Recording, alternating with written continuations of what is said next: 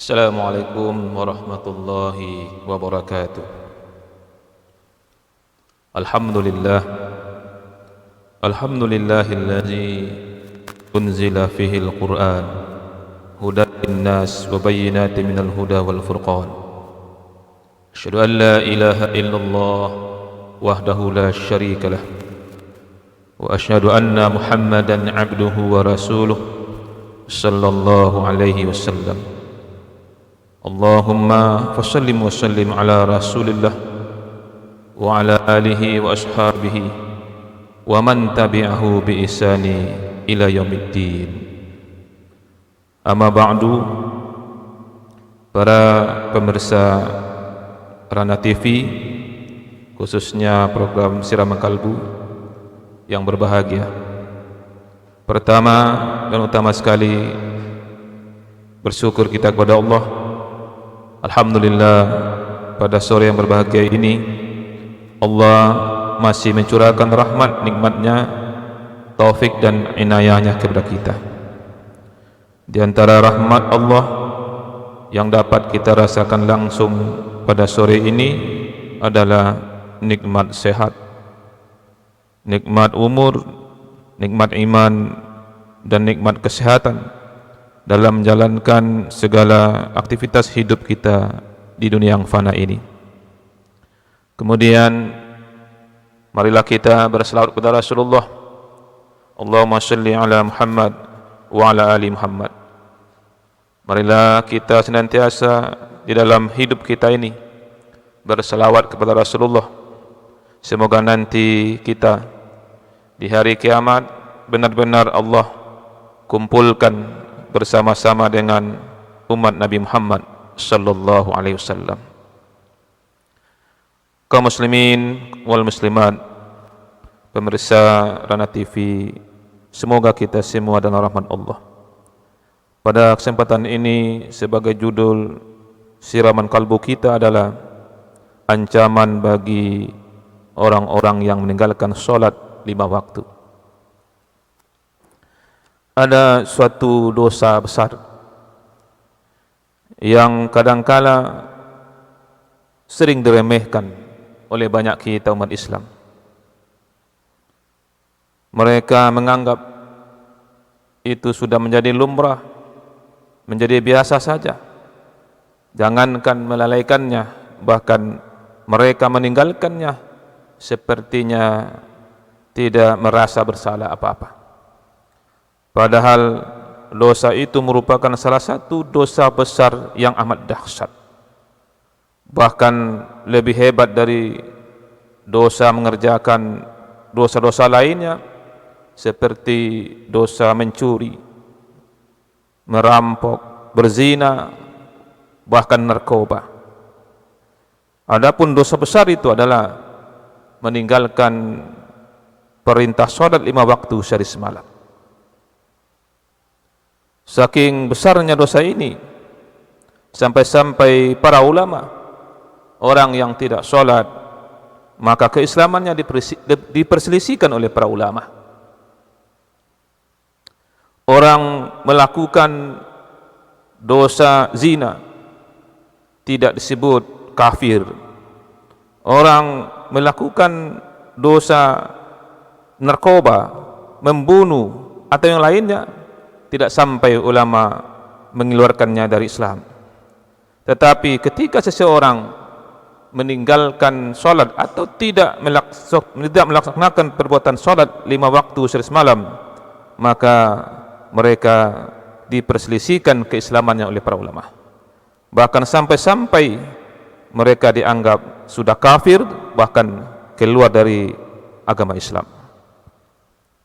Kaum muslimin, jamaah Siraman Kalbu Rana TV yang dimuliakan oleh Allah, di dalam fikih sampai-sampai mazhab Hanifah atau Hanafi menjelaskan orang yang meninggalkan salat, maka mereka sudah dianggap kafir. Sebagaimana Rasulullah SAW menegaskan, man tarakas shalah muta'amidan faqad kafara jihara. Siapa yang meninggalkan solat sungguh dia telah kafir dengan nyata. Bahkan kalau dia mati, maka mereka tidak perlu disolatkan, dan bahkan tidak boleh dikuburkan di kuburan orang kaum muslimin. Begitu dahsyatnya ancaman bagi orang yang tidak solat ini. Adapun menurut mazhab Syafi'i, lihat dulu apa penyebab kekafiran mereka ini. Apa penyebab mereka meninggalkan solat? Setidaknya mereka dianggap kafir disebabkan meninggalkan solat itu adalah, pertama, mereka telah mengingkari hukum solat itu. Mereka menganggap bahwa solat itu tidak wajib. Kemudian mereka dianggap kafir. Mereka mengakui solat itu wajib, tetapi bagi mereka solat itu cukup hanya sekedar mengingat saja. Tidak ada ruku, tidak ada sujud. Dan ini sudah menyebabkan mereka juga sudah kafir. Kemudian ada di antaranya mereka menganggap solat itu tidak perlu dikerjakan 5 waktu. Cukup 2 waktu saja atau 3 waktu saja. Maka orang seperti ini dalam mazhab Syafi'i sudah disebut sebagai kafir. Adapun posisinya bagi mereka yang mengingkari bahwa solat itu tidak wajib, hukum wajib solat itu mereka ingkari, maka sepakat orang ini kafir, dan mereka kalau mati tidak layak dikuburkan di perkuburan kaum muslimin. Adapun mereka yang masih mengakui bahwa hukum solat itu wajib, tapi mereka tidak melaksanakannya disebabkan malas atau sejenisnya, maka mereka ini tetap dianggap sebagai kaum muslimin, tapi disebut orang muslim yang melakukan dosa besar. Para pemirsa Siraman Kolbu Rana TV yang berbahagia, orang yang tidak melaksanakan sholat, sesungguhnya dia telah meruntuh agama Islam itu sendiri. Sebagaimana Nabi tegaskan, as-sholatu imaduddin, solat itu adalah tiang agama. Fakat aku, barang siapa yang mendirikan solat, sungguh dia telah mendirikan agama. Selanjutnya, siapa yang meninggalkan solat, sungguh dia telah meruntuh agama. Karena di dalam agama Islam, ibadah solat posisinya bagaikan kepala dalam tubuh kita ini. Orang bisa saja tidak punya tangan, tidak punya kaki, tidak punya telinga, tidak punya mata, tetapi mereka masih bisa hidup, masih bisa menjalani hidup. Tetapi apabila seseorang tidak mempunyai kepala, tentu tidak mungkinlah mereka bisa hidup di dunia ini. Begitulah posisi ibadah solat di antara ibadah-ibadah yang lainnya. Kemudian ancaman lainnya bagi orang yang tidak solat adalah orang yang tidak solat tempatnya di neraka sakar. Allah siapkan salah satu neraka untuk orang yang tidak solat, yakni neraka sakar. Dan orang yang tidak solat tidak mungkin dia masuk ke dalam surganya Allah, karena as-salatu miftahul jannah. Surga itu merupakan kuncinya surga. Bagaimana mungkin seseorang itu bisa masuk ke surganya Allah tetapi tidak ada kuncinya? Ada orang yang beranggapan tidak perlu sholat tapi cukup menjadi orang baik saja, baik kepada tetangga, membantu sesama, tidak melakukan perbuatan-perbuatan buruk, tetapi tidak sholat, maka orang ini tidak baik dalam pandangan Allah. Maka orang yang melakukan kebaikan-kebaikan tersebut, maka nanti tempatnya akan tetap di dalam neraka sakar. Karena nanti penduduk neraka sakar ketika ditanya, ma salakakum fis sakar, apa yang menyebabkan kamu masuk ke dalam neraka sakar? Maka penghuni neraka sakar menjawab, lam nakum minal musallin, kami dulu di dunia termasuk kepada orang yang tidak mendirikan solat. Maka ini mesti menjadi catatan bagi kita bahwa sesungguhnya amal-amal, kebaikan-kebaikan yang kita lakukan ketika kita hidup di dunia ini nanti akan bergantung kepada ibadah solat. Karena pertama-tama nanti yang akan dihisab oleh Allah di hari kiamat adalah solat. Apabila solatnya diterima oleh Allah, maka diterimalah amalan-amalan yang lainnya. Sebaliknya, apabila solatnya ditolak oleh Allah, maka tentulah amalan-amalan lain akan ditolak pula oleh Allah. Maka oleh karena itu, mari kita berupaya menyempurnakan ibadah solat dalam kehidupan kita ini, yang merupakan kunci untuk masuk surga dan merupakan tiang dalam agama. Tegak dan berdirinya agama dalam kehidupan kita ini tergantung kepada ibadah solat yang kita lakukan ini. Begitu pentingnya ibadah salat dalam kehidupan ini, bahkan sampai-sampai Allah memerintahkannya tidak melalui malaikat Jibril. Satu-satunya ibadah yang Allah berikan kepada Rasulullah secara langsung tanpa melalui perantara malaikat Jibril adalah ibadah salat.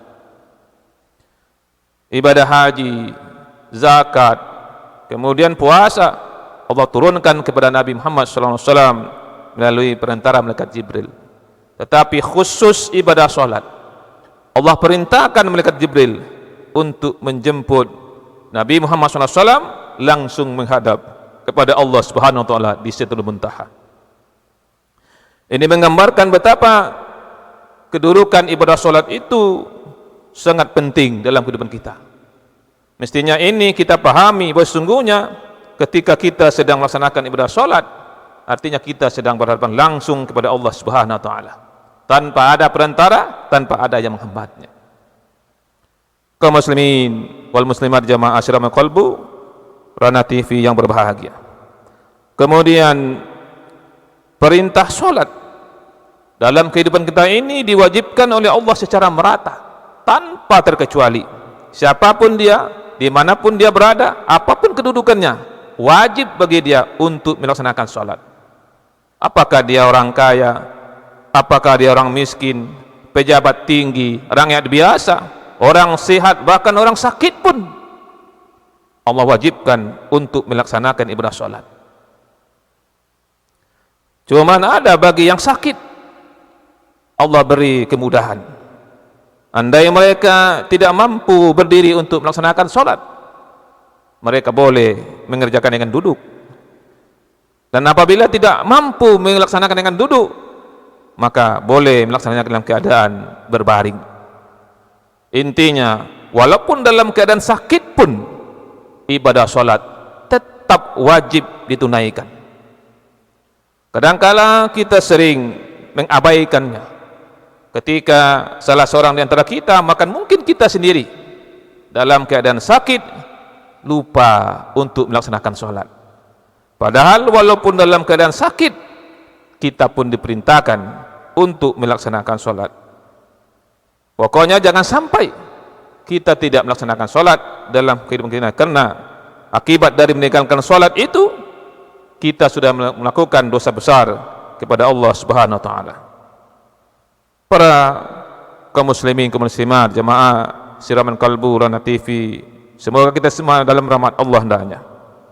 Kemudian ini mesti menjadi catatan bagi kita. Orang sakit pun Allah perintahkan juga untuk salat. Apalagi kita yang dalam keadaan sehat, dalam keadaan bugar, tidak ada halangan, masih kuat, bahkan masih muda-muda. Bahkan banyak kita lihat mereka dengan entengnya tidak melaksanakan salat. Mereka menganggap itu sudah menjadi biasa saja.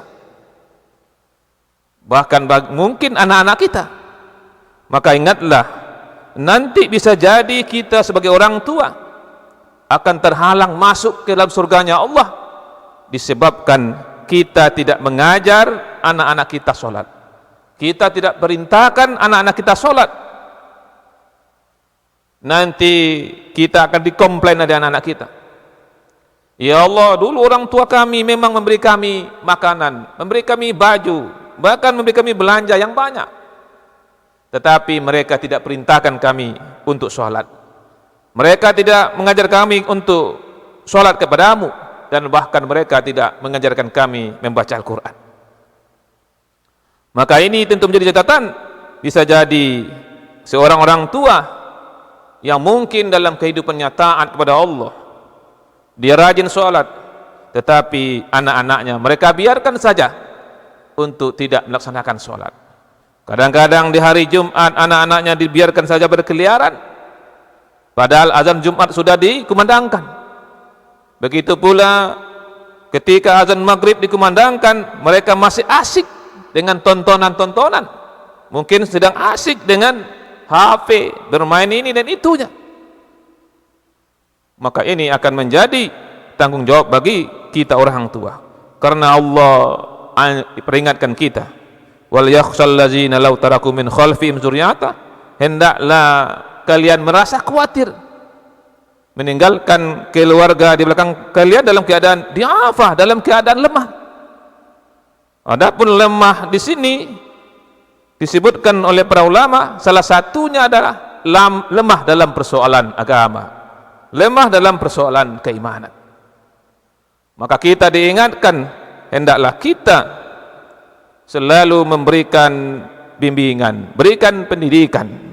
Mari kita ambil, kita gandeng, kita tarik tangan anak-anak kita untuk menuju kepada Allah, untuk sholat. Bahkan ketika orang tua melihat anaknya tidak melaksanakan sholat, kalau dia hanya diam saja, tentu ini nanti akan menjadi tanggung jawab bagi kita di hadapan Allah Subhanahu wa taala. Karena ingatlah, anak-anak itu termasuk ujian, termasuk fitnah bagi orang tua. Kaum muslimin jamaah Siraman Kalbu Ronah TV yang berbahagia, jangankan bagi orang yang tidak menunaikan sholat 5 waktu, bagi orang yang melalaikan saja justru Allah mengecamnya. Fawailul lil musallin, maka celakalah bagi orang yang sholat, allazina hum an sholatihim sahud, yaitu bagi orang-orang yang lalai dalam sholatnya. Bahkan menurut penjelasan para mufassir, lalai yang dimaksud tidak hanya dari segi waktu. Lalai yang dimaksud ada 3. Yang pertama, lalai sebelum sholat. Yang kedua, lalai di dalam sholat. Yang ketiga, lalai setelah sholat. Adapun lalai sebelum sholat, bisa jadi kita lalai dalam persoalan wudu. Karena ingatlah, kesempurnaan sholat sangat erat hubungan dengan kesempurnaan wudu. Kemudian bisa jadi lalai yang dimaksud adalah sering melalaikan waktunya. Kemudian di dalam sholat mungkin kita lalai dalam persoalan khifiyatnya, keadaan bacaannya, khusyuknya, tumaninanya tidak ada. Adapun orang yang lalai setelah sholat adalah mereka yang sholat tetapi tetap saja sholatnya tidak mampu menolong dirinya dari berbuat keji dan mungkar. Betapa banyak kita saksikan sekarang ini, rajin sholat tetapi mungkar rajin juga, taat sholat tetapi perbuatan keji tetap saja jalan. Karena ingatlah, Allah ingatkan kita, wa aqimus sholat innas sholata tanha anil fahsya'i wal munkar. Dirikanlah sholat, karena ciri-ciri orang yang mendirikan sholat itu tercegah dirinya dari berbuat keji dan mungkar. Oleh karena itu, melalui ceramah Siram Kalbu kali ini, kami mengingatkan kita, mengajak kita semua, mari kita jaga ibadah sholat. Jangan sampai kita melalaikannya, apalagi meninggalkannya. Kemudian mari kita pelihara diri kita, anak-anak kita dari ancaman api neraka. Karena Allah ingatkan, ya ayyuhallazina amanu qu anfusakum wa ahlikum nara. Wahai orang-orang beriman, hendaklah engkau pelihara dirimu dan keluargamu dari ancaman api neraka. Semoga kita semua bisa waspada, karena ingatlah, tidak mungkin kita di akhir hidup kita mendapatkan kematian yang husnul khatimah kalau selama hidup kita tidak melaksanakan ibadah sholat. Karena ibadah salat merupakan kuncinya surga, tiangnya agama, dan faktor penentu nanti ibadah kita diterima oleh Allah atau ditolak oleh Allah Subhanahu wa taala. Semoga kita semua bisa waspada. Jangan sampai kita termasuk pada orang yang meninggalkan salat 5 waktu semalam, karena ini merupakan dosa besar. Kemudian mari juga kita jaga, pelihara anak-anak kita dari segala sesuatu yang bisa menyebabkan mereka nanti masuk neraka. Barangkali inilah sebagai ceramah atau sebagai siraman kalbu pada sore ini.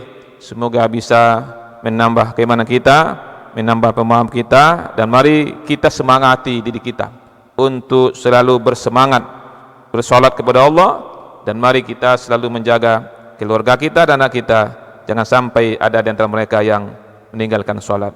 Demikian saja, mohon maaf atas segala kurangan. Wabillahi taufiq wal hidayah. Assalamualaikum warahmatullahi wabarakatuh.